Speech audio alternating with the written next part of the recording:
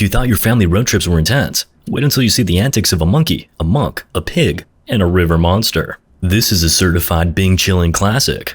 In a quaint fishing village, a little girl belts out some tunes, jamming by the water like a pint-sized Beyonce. Her dad jokingly warns her not to get too close to the edge, or she'll be abducted by a monstrous lobster. The girl, fearless as ever, isn't fazed by the crustacean threat. Dad, determined to teach a lesson, invents a demon to spook her, but she's not buying it. So he dives into the water sneakily, hoping to give her a good old jump scare. The prank turns sour when the little girl bursts into tears, so Dad tries to make amends with his best water acrobatics. Just as they're both laughing again, something drags the dad into the watery abyss. Yikes, talk about a splash of karma. Moments later, the girl's father comes screaming out of the water, flailing around like a deranged octopus. Suddenly, all that's left of him is a crimson smudge in the creek. The little girl thinks it's just another prank, but her mom's tears and the sympathy of onlookers suggest otherwise. The villagers call in a hunter, who goes full-on action here and blows up the underwater menace with a bomb. The villagers are stoked, but then this guy Tang shows up and drops a truth bomb. The so-called demon is actually just a massive animal. Tang, a monster hunter and apprentice monk, gets accused by the other hunter of being a demon sidekick. The villagers, clearly not ones for due process, go mob mode and tie up Tang for punishment. Meanwhile, the rest of the village celebrates their victory with a pool party. Tang senses danger and tries to warn them, but nobody listens until a lovely singing lady is suddenly turned into Monster Chow. Mass panic ensues, and the fake hunter tries to make off with his payday. Like a true con artist, one brave villager tries to stop him but is also snatched up by the beast. Tang, still tied up, tells everyone to play dead and keep quiet to avoid becoming a demon buffet. Most listen, but a terrified little girl runs towards her mom and, despite their best efforts, is swallowed by the monster. The villagers attempt a rescue mission, cutting off the monster's tongue and almost saving her, but the creature gulps her down anyway. Heartbroken, her mom goes full-on mama bear mode, grabs a spear, and dives into the water to take on the monster. Tragically, she's eaten too. The monster wreaks havoc, causing a baby to fall into the lake. Tang finally frees himself and pulls off a daring rescue, sliding the baby to safety using the platform as a makeshift slide. He returns the baby to its mom but spots the cowardly fake hunter trying to sneak away. Then a giant girl appears. Heck yeah, causing tremors with each step, and takes a colossal leap at the monster. She springs from the platform, launching the creature into the air and landing it right on top of the scam artist hunter. Talk about poetic justice. The creature morphs into a young dude, looking about as harmless as a poodle in a sweater. The villagers bless their hearts, try to slay the demon, but Tang steps in, all like, wait, I've got a plan. This guy whips out a bunch of instruments and a book titled 300 Nursery Rhymes, ready to unleash his inner DJ to bring out the goodness in the monster. Tang sings so terribly, it's like a cat trying to play the trumpet,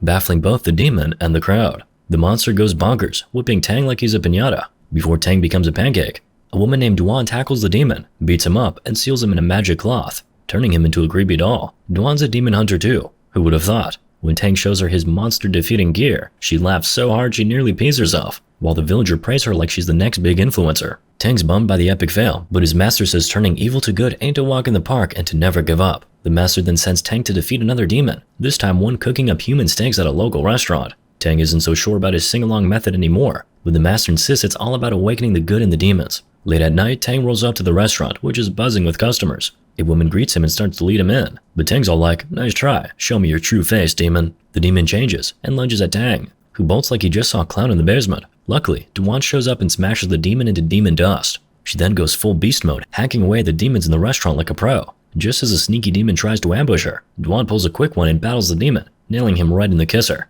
Eventually, his face cracks, revealing a boar snout. She chains up the creature and calls Tang for backup. Duan traps the demon essence in her throat, and Tang's gotta suck it out. Tang goes in for the weirdest kiss ever and accidentally smooches the boar, inhaling the demon like he's doing the cinnamon challenge. Remember that one? Duan yanks the essence out of Tang and stuffs it into her ceiling pouch. But this demon's like, nah, not today, and grows ginormous, busting out of the pouch and revealing its true monstrous form. Tang and Duan leg it as everything crumbles around them. They reach a lake, but Duan's taken a beating and collapses. Tang tries to stop her bleeding, accidentally bleeding himself in the process. But hey, no biggie. Just as Duan leans in for a kiss, Tang suddenly remembers he's a monk and makes a break for it like he's seen a spider in the shower. The next day, Tang goes back to his master, feeling like a loser again. The master tells him the only way to beat the pig monster is to get help from the ruler of all demons, Wukong, who's been chilling under a mountain for 500 years after getting grounded by the gods. I think you can also play him in League of Legends. While trekking through the forest, Tang takes a tumble into a trap set by some strangers who've got Duan and the gang under lockdown. These mysterious folks are on a demon and a demon hunter killing spree, straight out of the West.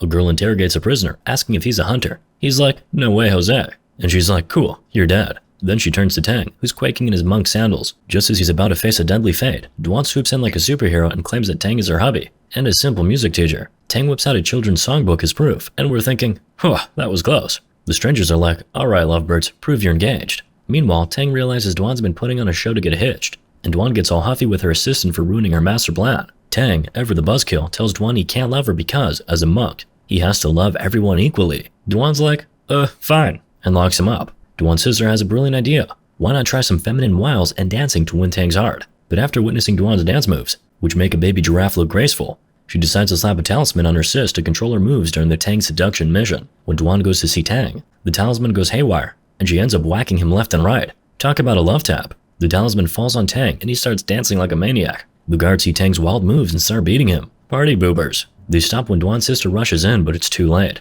The boar demon has entered the chat. They all hop into their vehicle to skedaddle, but the boar's got some serious road rage and catches up with them. Duan, in a moment of heroism, yeets Tang out of the vehicle right before the demon goes full Hulk smash on it. The gang's safe, but now they're cornered by the demon, who's got a major vendetta against Duan. But wait, out of nowhere, a tiger or a dude leaps at the demon, tossing it into the air and delivering a roundhouse kick that makes Chuck Norris jealous. The demon's like, I'm out, and flees. Enter an old man with mismatched legs, eyeing up the stranger. They both know whoever dabs the boar demon first will be crowned the ultimate demon hunter. The race is on. So these three dudes decide to throw down in a one-on-one-on-one when another hunter shows up with his entourage of ladies. The warrior guy's all like, chill, I got this boar situation handled. But then they all start flexing to see who's the buffest. Tang steps in like a voice of reason and tries to convince them to work together, but they just laugh him off. Before he leaves, Duan gives Tang a shout out, but that only makes him mad. He demands his songbook back. But Duan, in true drama queen fashion, just rips it up. So the hunters part ways like a bunch of grumpy cats. After trekking through what feels like the entire world, Tang finally stumbles upon a mountain temple. He hops down a mysterious hole and meets this wild-looking dude who won't stop hugging him. Turns out, it's the legendary Monkey King, Wukong. Apparently, he's been trapped in this cave for 500 years after a fallout with Buddha. Now he's all about sacred literature and has ditched his demonic past. But Wukong is itching to escape, so he tries to trick Tang into removing the seal. Tang isn't having any of it though. So Wukong takes off in a huff, only to get caught and whipped by the cave's roots. Tang feels bad and tosses him a banana. Kinda racist. Which somehow sweetens Wukong enough to share the secret to defeating the boar demon. A moonlit dance by a lovely lady. Duan overhears the plan and volunteers herself as tribute. Tang tries to shoo her away, but Wukong starts flirting and teaching her some sick dance moves. As Duan dances under the moonlight, Tang can't help but fall head over heels for her. Suddenly, they hear a monstrous roar. The boar demon has arrived. Wukong starts trash-talking the demon from inside the cave, luring the monster to take a peek under the lilies.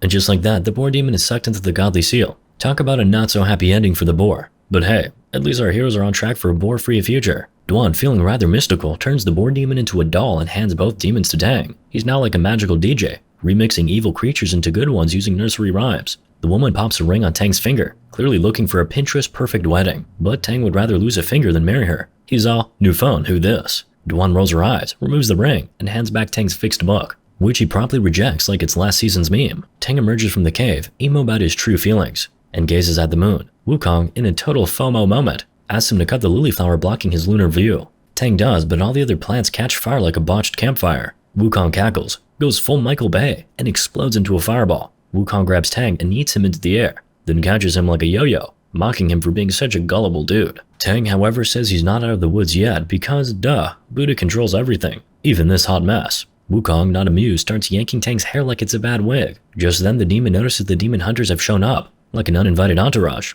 The monkey faces off against the hunter with animal powers, winning like it's no big deal. Then the old man with the killer leg comes next, only to be taken down easily by Wukong. The third hunter with his magic sword wielding skills nearly wins, but Wukong dodges like it's the Matrix. Wukong incinerates the hunters with the same energy as a heated online argument, and returns to Tang. Duan jumps in like a superhero, but her rings shatter against Wukong, who's apparently a brick wall. Wukong sends her flying with a head bonk. Tang crawls over and Duan asks if he's ever loved her. Tang, with all the feels, says he's loved her from the start. Duan croaks with tears in her eyes, and Tang hugs and kisses her. He takes her ring and claims it as a memento. Wukong, clearly not a fan of romance, tosses Duan's body into the air like confetti. He then realizes something's up and bounces, leaving Tang to find inner peace and level up his monk skills. Tang starts chanting and boom, a huge stone Buddha appears. Wukong, not one to be left out, hops on the statue and smashes it like a piñata. Just then, Cosmic Buddha sends a massive shockwave their way. Wukong goes full King Kong mode, but even that's not enough to beat Buddha's divine palm. Crushed, Wukong finds himself in another realm where Tang has finally kicked some demon butt.